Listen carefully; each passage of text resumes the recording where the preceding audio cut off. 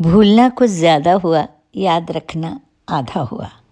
तो क्या कह रही है ज़िंदगी में, मैं ममता तिवारी आप सबसे मुखातिब हूँ। आजकल जिसे देखिए, अरे मैं भूल गया या भूल गई, याद क्यों नहीं आ रहा। मैं पहले ही कह दूँ, ये बात केवल उम्र दराज लोगों की नहीं हो रही है जो डिमेंशिया या अल्जाइमर्स के कगार पर पहुँच रहे हैं। मेरे एक मित्र, हम सब एक शादी में खड़े थे। एक सज्जन पुरुष ने आकर इतनी आत्मीयता से उनके पैर छुए कि हम सब समझ गए कि वे मित्र के बहुत करीब हैं।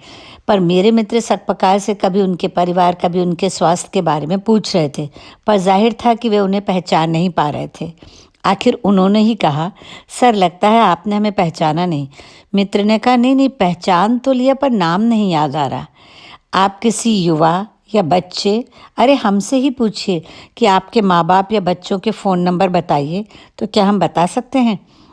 आज तो 2 अंकों का जोड़ पूछने पर कैलकुलेटर खुल जाता है। हमारे मित्र ऑफिस में रोज़ इतने लोगों से मिलते हैं कि जब कोई परिचित एकदम सामने आ जाता है तो वो शून्य दृष्टि से ताकते हैं। फिल्म के गाने से फिल्म का नाम हम तुरंत बता देते थे, अब गूगल मास्टर हैं। मैं मनोवैज्ञानिक नहीं हूँ, पर कहीं पढ़ा था कि जो आपके पसंदीदा लोग होते हैं उनके फ़ोन नंबर, पता, सूरत, नाम याद रहते हैं।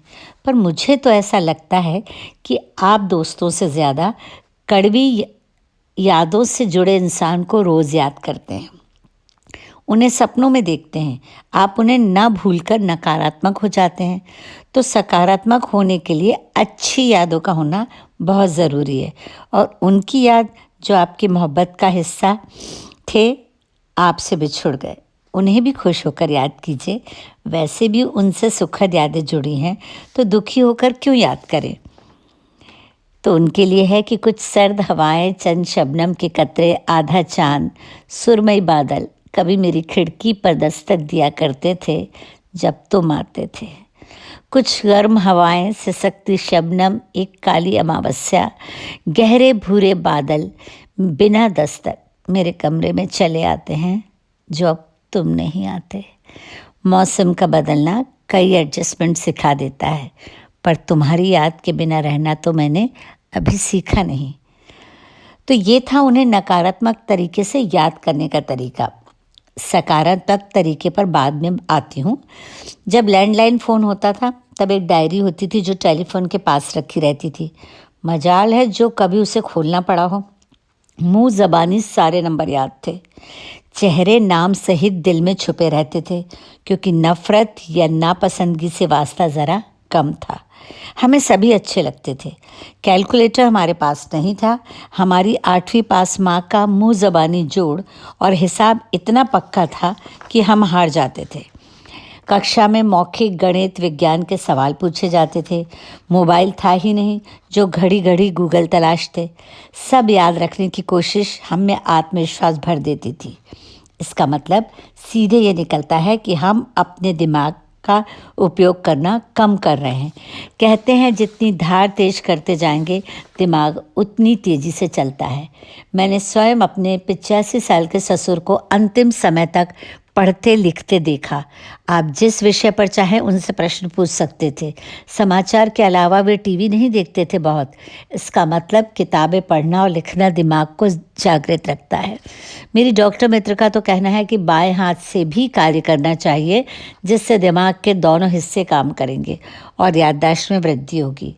गेम खेलना, पजल, सुडोकू, संगीत सुनना, घूमना, अर्थात शारीरिक मेहनत भी ज़रूरी है। हम सब ये बातें जानते हैं। जंग लगे शरीर में स्वस्थ दिमाग का रह पाना मुश्किल है। हाँ, इक्का दुक्का स्टीफन हॉकिंस ही जन्म लेते हैं, पर वे भी अंतिम समय तक दिमाग से काम लेते रहे। टीवी पर लगातार बिंज वॉचिंग यानी कंटिन्यूस टीवी देखना आपकी याददाश्त में कितनी देर तक रहती है कोई सीरियल या मूवी की जानकारी। मोबाइल में तारीख देखना हमें दिन और तारीख याद रखने से वंचित कर रहा है। मेरा हफ्ता कभी कभी 6 दिन का भी हो जाता है या 8 दिन का भी। पहले रेडियो पर आने वाले गानों के साथ हम भी गुनगुनाते थे। मुझे आश्चर्य है कि वो धुनें, शब्द मुझे अब भी याद रहते हैं।